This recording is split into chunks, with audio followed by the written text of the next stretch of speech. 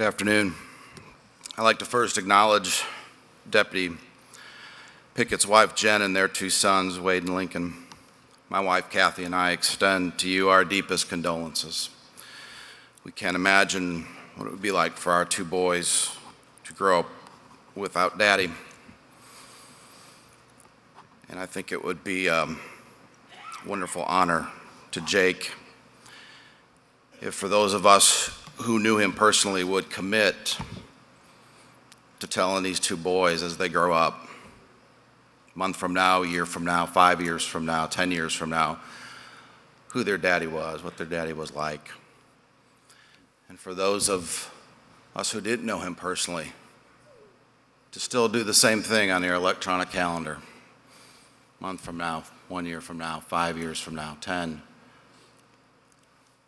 what your job's like.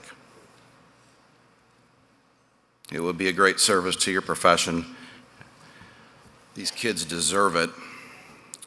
It would be a wonderful honor to Deputy Pickett. Governor Holcomb and Mrs. Holcomb, Senator Donnelly, Congresswoman Brooks, I'm honored that we could all come together to pay tribute to the life of a heroic Hoosier. Sheriff Nielsen,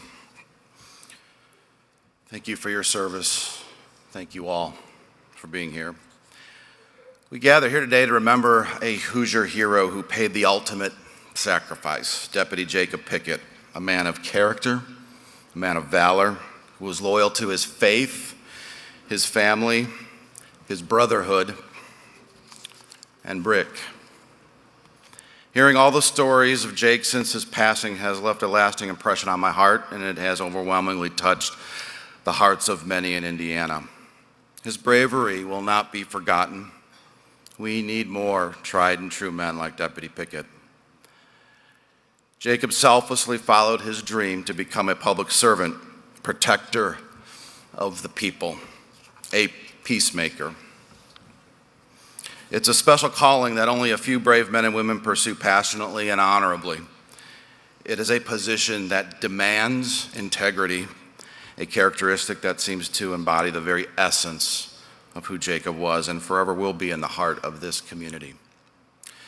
Jacob did not hesitate the day he was called to run into the fray. He did not shy away, nor did he back down from evil. Jacob did what he was trained to do, and he did so fearlessly. Jacob's dedication to the thin blue line should be a reminder to us all about the difference between good and evil. And that, as the governor said, evil does exist, and we need to recognize it and fight it. There should never be a day that goes by that we are not grateful to those who dedicate their lives upholding the law to maintain peace and safety within our communities. It's not how Jacob lost his life that made him a hero, but through the way he lived his life to his wife, his children, his fellow officers, and the people here who he served. That's what makes him a hero, just like many of you in this room. As I come to a close, I also want to remember what St. Matthew says.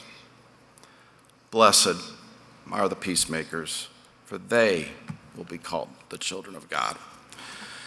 Even though a piece of this community has gone to be with the Lord and the pain in our hearts may seem too heavy to bear, may we always look to God, because it's He who is and forever will be the giver of peace and the comforter of souls. Rest in peace, Deputy Pickett, and thank you. You will never be forgotten.